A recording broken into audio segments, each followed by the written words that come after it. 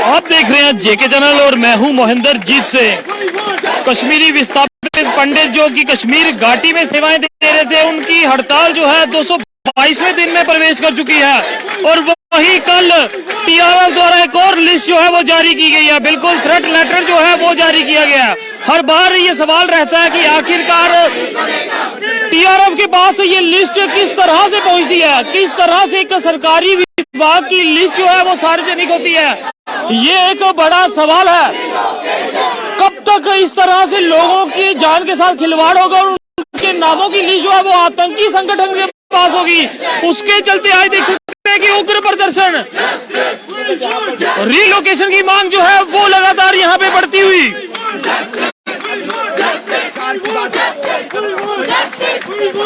लगातार आप लोगों की रिलोकेशन की मांग है और उसी बीच कल एक और थ्रेट लिस्ट लेटर जो है वो रिलीज हुई है। क्या कहेंगे? जी बिल्कुल, हमारा जो प्रोटेस्ट पिछले 222 दिन से चल रहा है और लगातार हम एक ही डिमांड कर रहे हैं कि प्लीज हमारी जानों को बचा लीजिए। कश्मीर में हालात ऐसे नहीं है कि हम लोग वहाँ पे काम कर सके अभी। और अब आप देख रहे हैं कि पिछले 15 दिन में 4 थ्रेट लेटर्स आ चुके हैं, जिसमें कि कश्मीरी पंडित पीएम पैकेज एम्प्लॉइज का नाम है, उसके साथ उसके एड्रेस है। तो आप समझ सकते हैं जब हम इतनी सारी जानें ऑलरेडी गंवा चुके हैं, 32 साल पहले भी और आज 32 साल बाद भी हमारी जानें ली जा रही हैं, तो इस टाइम पे हालात ऐसे नहीं है कि हम वहाँ पे काम कर सकें। और एम्प्लॉइज में डर का माहौल है, हमारी पूरी फैमिलीज में डर का माहौल है। इन हालातों में हम वहाँ पे जाके नहीं बच सकते, नहीं काम कर सकते। तो इसलिए हम एलजी एडमिनिस्ट्रेशन से रिक्वेस्ट करते हैं कि प्लीज आप इस चीज का संज्ञान ले, देखें कि हालात कैसे हैं। मुझे लगता है थ्रेट लेटर से हमारी जो जेन्युइन डिमांड है वो जस्टिफाई हो जाती है। एटलीस्ट अब तो उनको देखना चाहिए, नहीं तो मुझे लगता है कि वो और ब्लड शेड का वेट करें या फिर मैसेकर्स का वेट करें। जब और मैसेकर्स होंगे तब आप जागेंगे क्या?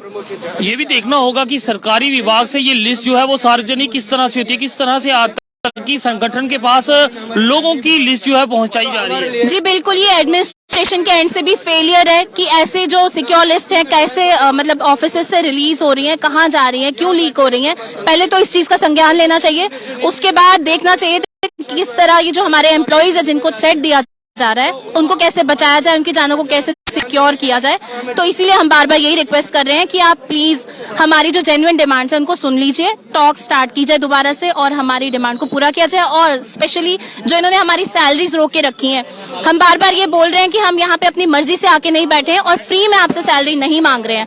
आप लोग हमारी सर्विसेज को यूटिलाइज करिए, सैलरीज दीजिए, क्योंकि हमारी पूरी फैमिली सफर कर रही है इस टाइम पे। डिजिटल जमाना हो चुका है, मगर उसी बीच इतना समय लग रहा है कि सोशल मीडिया पे जो है वो लिस्ट जो है वायरल हो रही है और कार्रवाई जो नहीं हो रही है। देखिए, सबसे पहले तो कार्रवाई सरकार को करनी ही पड़ेगी, क्योंकि इस तरह से काम नहीं चलने वाला। आप अंधे गूंगे बहरे बन के नहीं बैठ सकते। सबसे पहले आप लोग ओरिजिन चेक कीजिए, थ्रेट लेटर्स निकल कहाँ से रही हैं। जो इन ऐसे काम करें, इन लोगों को सजा दी जाए, उसके बाद हमारी जानों को सिक्योर किया जाए। अगर बात करें कि कश्मीरी पंडितों की, तो जब तक वो चाहते हैं कि हालात ठीक नहीं होते तब तक के लिए आपको रिलोकेट किया जाए। आप लोगों की मांग तो यही है कि जब तक कश्मीर घाटी के हालात ठीक नहीं होते तब तक आपको रिलोकेट किया जाए। जी बिल्कुल, हम लोग एक परमानेंट सोल्यूशन चाहते हैं, बट उससे पहले हम चाहते हैं कि टेम्परेरीली, जब तक कि वहाँ पे अभी हालात ठीक नहीं है, क्योंकि आए दिन हम लोग सुनते आते हैं 200 टेररिस्ट, 300 टेररिस्ट, जो रेट कभी कम होता ही नहीं है। एक दिन कम होता हुआ दिखाई देता है, बट अगले दिन फिर वो बढ़ जाता है। तो जब तक वहाँ पे एक भी टेररिस्ट है तो हमारी जानों को खतरा है। इसलिए हम बोल रहे हैं कि इस टाइम पे हालात ऐसे नहीं है कि वहाँ पे काम किया जाए या फिर बसा जा सके। तो आप प्लीज वहाँ पे हालात सुधारिए, टेररिस्ट का जो रेट है, जो नंबर है, उसको 0 करिए। उसके बाद हमें वहाँ पे ले जाके बसा दीजिए। हमारी पूरी कम्युनिटी के लिए कोई प्लान करिए, हम वापस चले जाएंगे, बट फिलहाल हम वहाँ पे काम नहीं कर सकते। तो देख सकते हैं, साफ इनका कहना है कि जब तक हालात वहाँ पे सुधरते नहीं है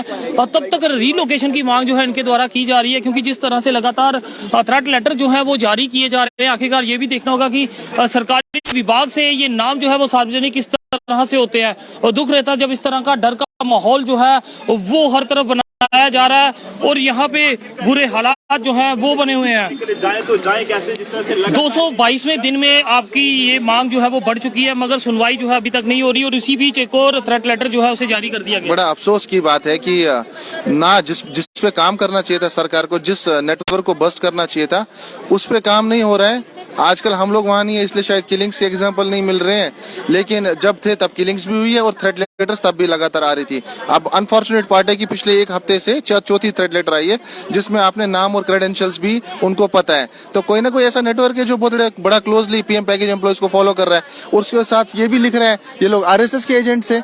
एक एम्प्लॉय आरएसएस का एजेंट हो गया, एक एम्प्लॉय इसका एजेंट हो गया। आपको कौन सा हक बनता है, आप जो अपना बेशर्मी वाला काम कर रहे हो वो इस चीज से जस्टिफाई कर रहे हो कि आरएसएस के एजेंट है। आप एक निहत्थे को मार रहे हो, एक मासूम को मार रहे हो, उसके परिवार को तबाह कर रहे हो, इंसानियत को शर्मसार कर रहे हो। आप अपने समाज में खंडित हो जाओगे, याद रखना इस बात को। जो आप कर रहे हैं छुप के अटैक, ये बात ठीक नहीं है और इस वजह से हमारी फैमिलीज भी आज सफर कर रही है। उन सब की बद्दुआएं आपको लगेगी। जिस तरह से तनख्वाहें जो है वो अभी तक बंद है, ये बहुत बड़ा अनफॉर्चुनेट पार्ट है कि गवर्नमेंट को ये समझना चाहिए कि अगर हम वहाँ नहीं, हम यहाँ पे जो धरना कर रहे हैं हम शौक से नहीं कर रहे हैं, हम अपनी मजबूरी के कारण कर रहे हैं ताकि कल घर वाले हमारा शौक ना मनाए कश्मीर में जाके। लेकिन आपने सैलरीज हमारी बंद कर दी। हम चाहते हैं हमारी सेवाएं ये लीजिए, हम जम्मू से अपनी सेवाएं देने को तैयार है। जब आप घाटी के हालात ठीक कर देंगे हम जाएंगे। 12 साल से ड्यूटी कर रहे थे हमने कभी ऐसी शिकायत नहीं लगाई। आज आप देख सकते हैं रिजर्व कैटेगरी वाले भी यही डिमांड लगा रहे हैं। हर कोई यही समझ सकता है कि वहाँ पे थ्रेट परसेप्शन है और एक गवर्नमेंट एम्प्लॉय कहीं पे भी अपनी ड्यूटी कर सकता है। ऐसी क्या एप्रीहेंशन है इसको कश्मीर में ही डेलिबरेटली ड्यूटी करनी है? ऐसी क्या मजबूरी है कि आपको इसको जबरदस्ती कश्मीर में ले जाके ड्यूटी कराना है? ये बात तो ठीक नहीं है। आपको इस पे वर्कआउट करने की जरूरत है। हाँ, अगर आपको हमें वापस ले जाना है उसका एक ही सॉल्यूशन है, आप वहां पे कश्मीर को टेरर फ्री जोन डिक्लेयर कीजिए, एक प्रॉपर रिहेबिलिटेशन प्लान बनाइए। आपको ये समझने की जरूरत है कि जब एक एम्प्लॉय की सिविल सोसाइटी उसके साथ नहीं है वो कैसे सर्वाइव करेगा। वो जस्ट एक ड्यूटी कर रहे हैं 10 से 4 और बाद में आके अपने कैद में बैठ रहे हैं। एक अच्छा रिहेबिलिटेशन प्लान लाइए जिससे पूरी कम्युनिटी को वहां ले जाया जा सकता है और एक अच्छी सिविल सोसाइटी डेवलप होगी। पता नहीं आप बड़े काम कर नहीं रहे और छोटे छोटे काम, सैलरीज रोकना, सप्रेसिव ऑर्डर देना, यह बहुत अच्छे तरीके से कर रहे हैं। दुखद रहता है, दुखद बात और दुखद पल ये रहता है जब इस तरह की बात सामने आती है। किस तरह का डर का माहौल जो है वो रिजर्व कैटेगरी के साथ साथ कश्मीरी माइग्रेंट जो एम्प्लॉय वहाँ पे सेवाएं दे रही है उनमें है। और डर जो है चारों तरफ, क्योंकि लगातार थ्रेट लेटर जो है वो जारी हो रही है और लगातार चौथी थ्रेट लेटर जो है वो जारी की गई है। इस बीच कश्मीरी पंडित जो हैं या फिर रिजर्व कैटेगरी एम्प्लॉय है वो कश्मीर घाटी में किस तरह से सेवाएं देंगे, ये भी एक बड़ा सवाल है। और उसी बीच इन लोगों की तनख्वाहें भी रोक देना, ये कहां तक जायज है?